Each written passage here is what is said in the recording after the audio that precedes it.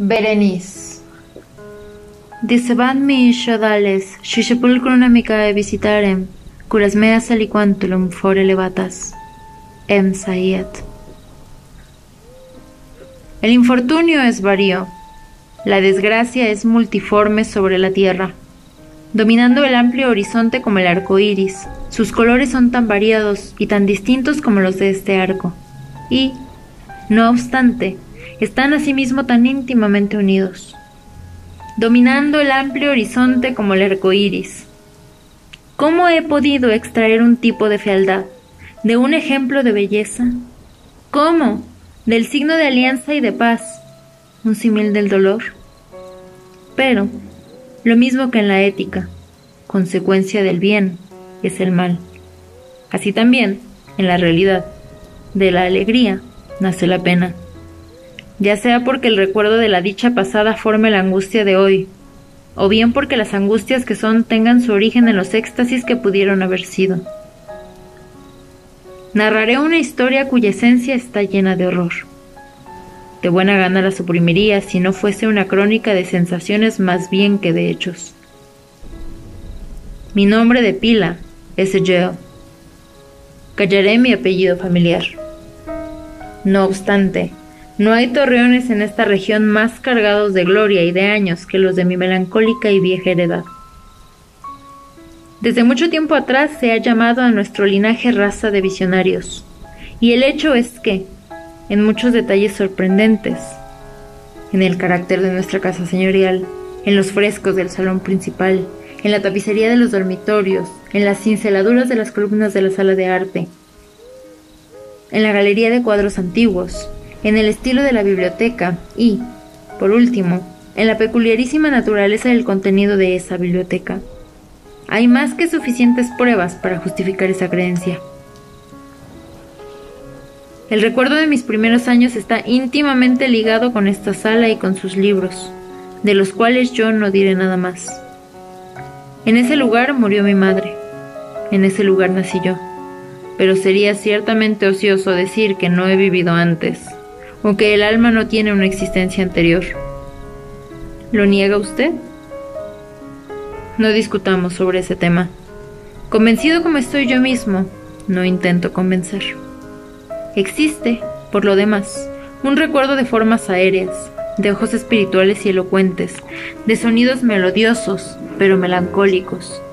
Un recuerdo que se niega a desaparecer.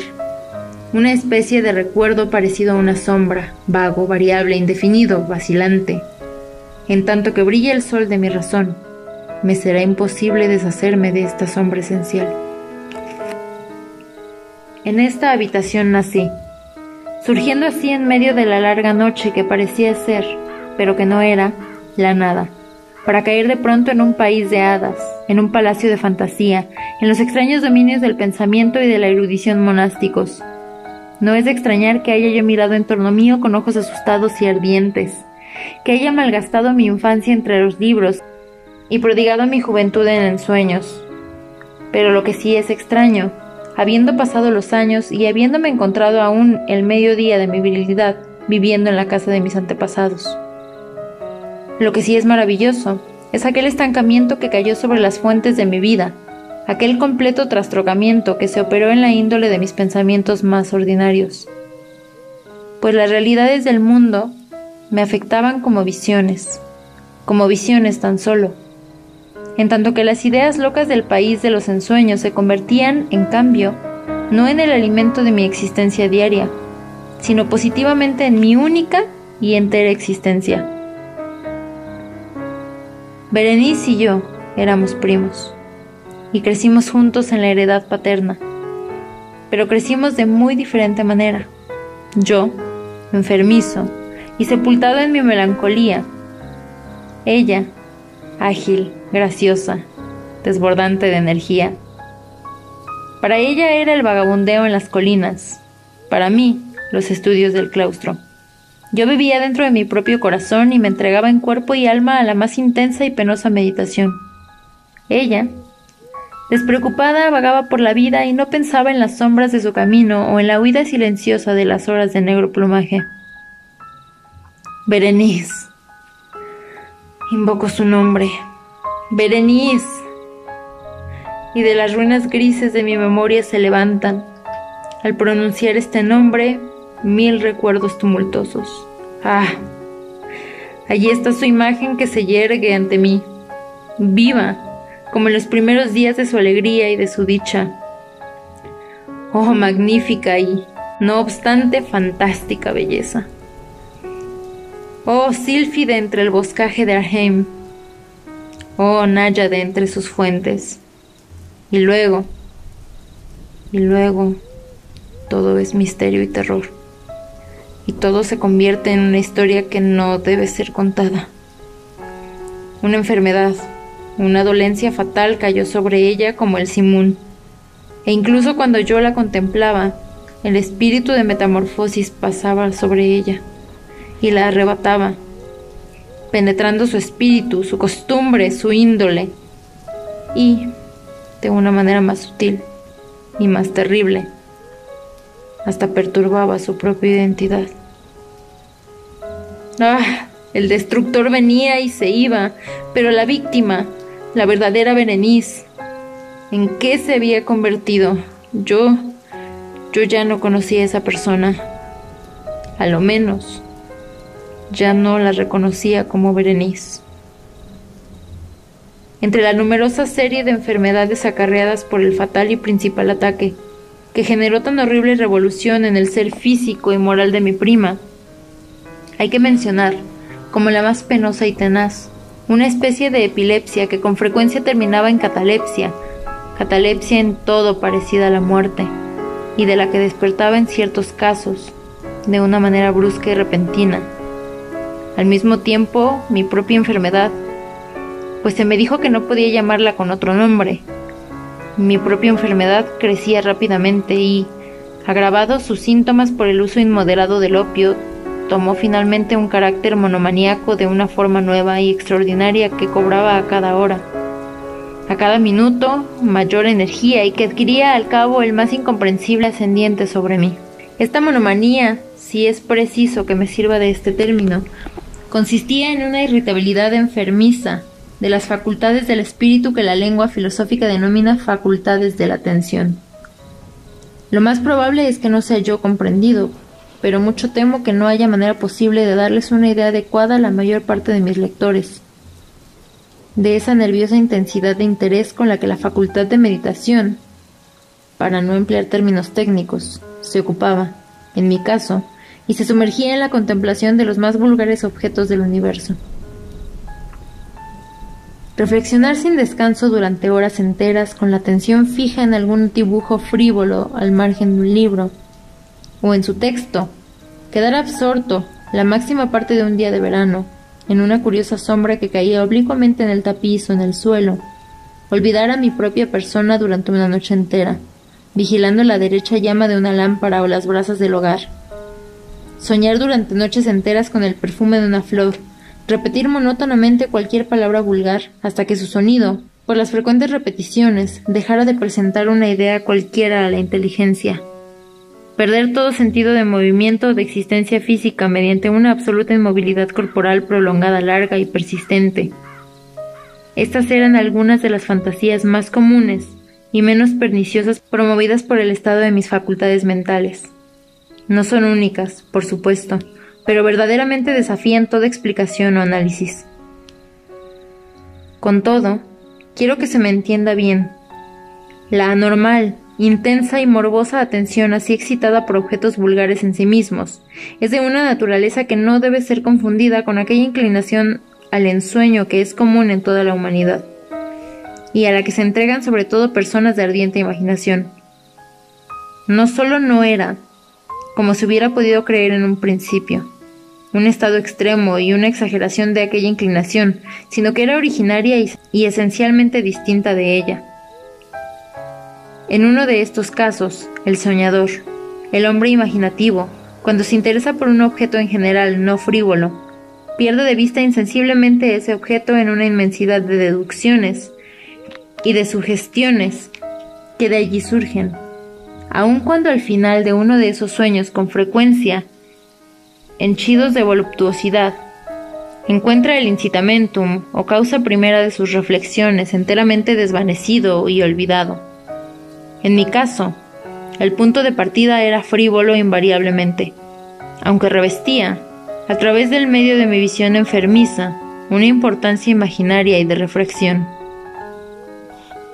Sacaba yo pocas deducciones, si es que sacaba alguna, y esas pocas regresaban obstinadamente al objeto principal como a un centro. Jamás eran agradables las meditaciones.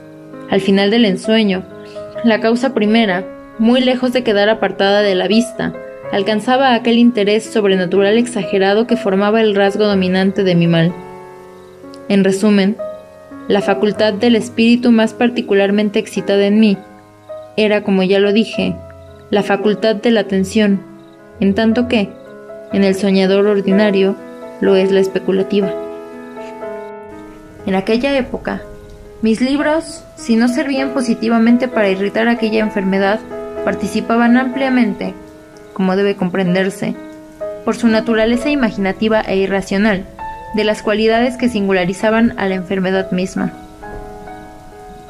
Recuerdo muy bien, entre otros, el tratado del noble italiano Coelius Secundus, Curio de Amplitudine Beati Regni Dei, la gran obra de San Agustín, La ciudad de Dios, y el de Carne Christi de Tertuliano, cuya paradójica sentencia,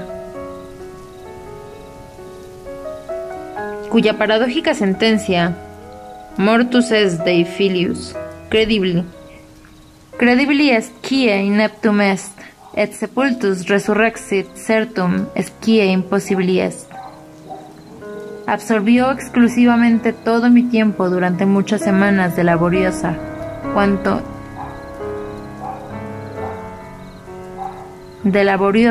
infructuosa investigación.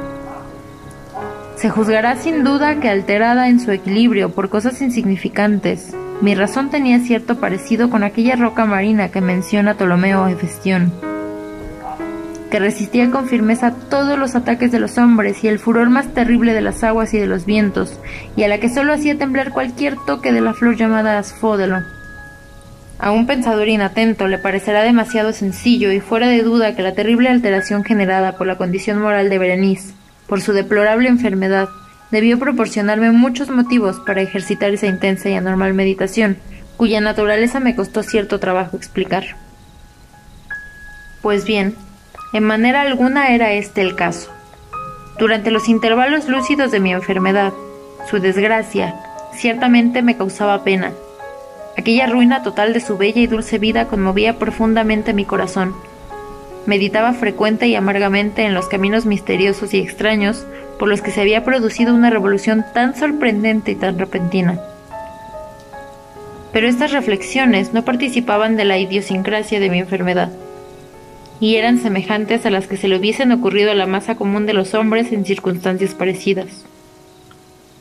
En cuanto a mi enfermedad, fiel a su propio carácter, se gozaba en los cambios menos importantes, pero más llamativos, que se operaban en el estado físico de Berenice, en la singular y espantable distorsión de su identidad personal. En los días más brillantes de su incomparable belleza, con toda seguridad yo no la había amado nunca. En la extraña anomalía de mi existencia, mis sentimientos jamás vinieron del corazón, y mis pasiones vinieron siempre del espíritu. A través de las madrugadas grises, al mediodía entre las sombras entrecruzadas del bosque, y por la noche en el silencio de mi biblioteca, había pasado ella ante mis ojos, y la había visto, no como a la Berenice de un sueño, no como a un ser de la tierra, como a un ser carnal, sino como a la abstracción de un ser semejante, no como a una cosa que admirar, sino que analizar, no como a un objeto de amor, sino como al tema de una meditación, tan abstruso como inconexo. Ahora me estremecía en su presencia y palidecía cuando se acercaba. No obstante, aunque lamentaba amargamente su deplorable y triste estado, recordaba yo que me había amado durante largo tiempo, y en un mal momento le hablé de matrimonio. Se acercaba por fin el tiempo fijado para nuestra boda, cuando, Una tarde de invierno, uno de esos días intempestivamente cálidos, tranquilos y brumosos, que son la nodriza de la bella Alción. Me senté, creyéndome solo, en el gabinete interior de la biblioteca. Pero, al levantar los ojos, vi a Berenice de pie ante mí. ¿Fue mi imaginación sobreexcitada, o la influencia brumosa de la atmósfera, o el crepúsculo incierto de la estancia, o el ropaje oscuro que envolvía su figura, lo que hizo tan vago e indefinido su contorno? No podría decirlo. ¿Acaso había crecido durante su enfermedad? No habló una sola palabra, y yo por nada del mundo hubiera pronunciado una sílaba. Recorrió todo mi cuerpo un estremecimiento helado. Una sensación de insufrible ansiedad me oprimió. Invadió mi alma una devoradora curiosidad. Me eché hacia atrás en el sillón y permanecí durante unos segundos sin respirar, inmóvil, con los ojos clavados en su figura. Su demacración era excesiva. Ni una sola huella de su ser primero se escondía en ninguna línea de aquel contorno. Era tan solo una sombra de lo que había sido. Por último cayeron sobre su rostro mis ardientes miradas. Su frente era alta, muy pálida y extraordinariamente plácida. Los cabellos, que en otro tiempo fueron de un color negro azabache, la recubrían en parte, cubriendo las hundidas sienes con numerosos rizos, ahora de un vivo dorado, y cuyo matiz fantástico desentonaba violentamente con la melancolía predominante de su rostro. Los ojos carecían de vida y de brillo, y aparentemente de pupilas. Sin querer aparté mis propias miradas de su fijeza vidriosa para contemplar sus delgados y contraídos labios. Estos se separaron, y en una sonrisa singularmente significativa, aparecieron lentamente ante mi vista los dientes de la cambiada Berenice. Plugiera a Dios que jamás los hubiera contemplado, o que, habiéndolos contemplado, me hubiese muerto. Me turbó el golpe de una puerta al cerrar y, al levantar los ojos, vi que mi prima había salido de la estancia. Pero no había salido de la estancia desordenada de mi cerebro. Ni siquiera salir el triste y blanco espectro de aquellos dientes. Ni quería salir el triste y el blanco espectro de aquellos dientes. Ni una mancha había en su superficie, ni una sombra en su esmalte, ni una melladura en sus bordes que no se haya grabado en mi memoria durante aquel breve lapso de su sonrisa. Los vi ahora más distantemente que un momento antes. ¡Los dientes! ¡Los dientes! Estaban allí, allá, en todas partes, visibles y palpantes ante mí. Largos, estrechos y excesivamente blancos, con los pálidos labios contraídos enmarcándolos, horrorosamente distendidos como un momento antes. Sobrevino entonces la furia plena de mi monomanía, y en vano luché contra su insólita e irresistible influencia. En el número infinito de objetos del mundo exterior no tenía yo pensamientos más que para los dientes. Experimentaba por ellos un deseo frenético. Todos los demás temas y todos los intereses quedaron absorbidos por esta única contemplación. Ellos, y solo ellos, estaban presentes a la mirada de mi espíritu, y su individualidad exclusiva se convirtió en la esencia de mi vida espiritual. Los miraba bajo todas las luces, los volvía en todos sentidos, estudiaba sus rasgos distintivos, observaba sus particularidades, meditaba sobre su conformación, reflexionaba sobre la alteración de su naturaleza. Me estremecía atribuyéndoles con mi imaginación una facultad de sensación y de sentimiento, y aún, sin la ayuda de los labios, una capacidad de expresión. Se ha dicho rectamente de Mademoiselle Solé que tout se peut être de sentiment. De Berenice creía yo, más seriamente, que tout se debe être décidé. Décidé. Oh, he aquí el insensato pensamiento que me perdió. Decidé. Oh, he aquí por qué los codiciaba yo tan locamente. Sentía que solo su posesión podría darme la paz y hacerme recobrar la razón. Y cayó así la noche sobre mí, y vinieron las tinieblas, se detuvieron y se disiparon, y despuntó un nuevo día. y se amontonó ahora a mi alrededor la bruma de una segunda noche. Y aún seguía yo sentado inmóvil en aquella estancia solitaria, sepultado en mi meditación, y siempre el fantasma de los dientes mantenía su terrible influencia, hasta el punto de que, con la más viva y horrenda claridad, flotaba en torno entre las luces y las sombras cambiantes de la habitación. Por último, en medio de mis ensoñaciones, resonó un grito de horror y de congoja al que sucedió después de una pausa, un ruido de voces desoladas, entrecortadas por sordos gemidos de dolor o de duelo. Me puse en pie y, abriendo una de las puertas de la biblioteca, encontré en la antecámara a una doncella, deshecha en llanto, quien me dijo que Berenice ya no existía. Había sufrido un ataque de epilepsia en las primeras horas de la mañana y ahora, al caer la noche, la tumba estaba dispuesta para su ocupante y todos los preparativos para el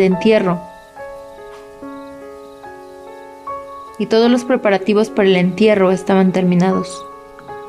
Con el corazón lleno de angustia y oprimido por el temor, me dirigí con repugnancia hacia la recámara de la difunta. La recámara era grande y muy sombría. A cada paso que yo daba me encontraba con los preparativos de la sepultura.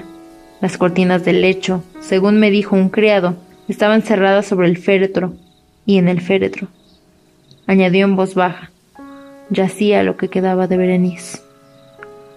¿Quién, pues? Me preguntó si deseaba ver el cuerpo. No vi que se movieran los labios de nadie. Sin embargo, se me había formulado aquella pregunta, y el eco de las últimas sílabas resonaba aún en la recámara. Imposible rehusarse y, con un sentimiento de opresión, me coloqué al lado del lecho. Levanté poco a poco los oscuros paños de las cortinas, pero al dejarlas caer de nuevo, bajaron sobre mis espaldas de tal manera que, separándome del mundo de los vivos, me encerraron en la más estrecha comunión con la difunta. Toda la atmósfera de la recámara olía a muerte, pero el aire particular del féretro me hacía daño, y me imaginaba que ya el cadáver exhalaba un olor deletéreo. Hubiera dado todo un mundo por escapar de allí, por huir de la perniciosa influencia de la mortalidad, por respirar una vez más el aire puro de los cielos eternos. Pero no me podía mover. Mis piernas vacilaban y era como si hubiera echado raíces en el suelo en tanto que contemplaba fijamente el cadáver rígido extendido a todo lo largo en el féretro abierto. ¡Oh, Dios mío! ¿Será posible? Mi cerebro se habrá desquiciado. ¿Será verdad que se movió un dedo de la difunta, que se movió dentro del velo blanco que lo encerraba? Trémulo de inexpresable pavor, levanté lentamente la vista para contemplar el rostro del cadáver. Una banda de lienzo sostenía sus mandíbulas, pero, quién sabe cómo, se había desanudado. Los labios lívidos se torcían en una especie de sonrisa y, a través de su triste abertura, los dientes de Berenice, blancos, relucientes, terribles, me miraban aún con una realidad demasiado viva. Me retiré convulsivamente del lecho y, sin pronunciar palabra, salí rápidamente como un maníaco de aquella recámara de misterio, de horror, de muerte. Me encontré de nuevo sentado en la biblioteca, y solo. Me parecía que acababa de despertarme de un confuso y agitado sueño. Me di cuenta que ahora ya era medianoche, y había tomado mis precauciones para que Berenice fuese sepultada a la caída del sol. Pero no he conservado una comprensión real ni bien definida de lo que ocurrió en este intervalo. No obstante, mi memoria estaba llena de horror. Horror, tanto más horrible cuanto que era más vago. Horror cuya ambigüedad lo tornaba más horrible. Era como una página horripilante del libro de mi vida, escrita toda con recuerdos oscuros, atroces e ininteligibles. Me esforzaba en descifrarlos, pero en vano. Sin embargo, de tiempo en tiempo, parecida al espíritu de un sonido ausente, parecía retumbar en mis oídos un grito agudo y penetrante. Una voz de mujer. Yo había hecho algo, pero ¿qué? Me interrogaba a mí mismo en voz alta y los ecos de mi habitación me musitaban. ¿Qué hiciste? Sobre la mesa, a mi lado, ardía una lámpara, y cerca de ella había una cajita de ébano. No tenía nada de notable, y ya la había visto con frecuencia, pues pertenecía al médico de la familia, pero ¿cómo había venido a parar aquí, sobre mi mesa, y por qué me estremecía tanto al mirarla? Eran cosas que no valía la pena tomar en cuenta, pero mis miradas cayeron por último en las páginas abiertas de un libro y en una frase subrayada. Eran las palabras singulares, pero muy sencillas, del poeta Ibn Sayyad. Dicebant mi shodales, si sepulcrum amicae visitarem, curas meas aliquantulum fore levatas. ¿Por qué? Al leerlas cuidadosamente, mis cabellos se erizaron y la sangre se me heló en las venas. Dieron un golpecito en la puerta de la biblioteca y, pálido como un habitante de la tumba, entró un criado de puntillas. Sus ojos estaban trastornados por el terror, y me dirigió la palabra en voz muy baja, temblorosa y ahogada. ¿Qué me dijo? Oí algunas palabras entrecortadas. Me habló de un alarido espantoso que turbó el silencio nocturno, de una reunión de toda la servidumbre, de una búsqueda en dirección de aquel sonido. Por último, el tono de su voz se tornó pavorosamente distinto. Y claro, cuando me habló de una tumba violada, de un cuerpo desfigurado, sin mortaja, pero que respiraba y palpitaba aún, vivo todavía. Señaló mis ropas, estaban manchadas de barro y de sangre coagulada. Sin hablar, tomó suavemente mi mano. Tenía señales de uñas humanas. Dirigió mi atención hacia un objeto colocado contra la pared. Lo miré duramente unos cuantos minutos. Era una azada. Lanzando un grito, me arrojé hacia la mesa y agarré la caja que estaba sobre ella, pero no tuve fuerzas para abrirla, y en mi temblor se me escapó de las manos, cayendo pesadamente y haciéndose pedazos. De allí escaparon con ruido de hierros que caen varios instrumentos de cirugía dental, mezclados con 32 piececitas blancas, parecidas al marfil, que se esparcieron por el suelo aquí y allá. Eran los dientes de Berenice que yo le había arrancado en su tumba.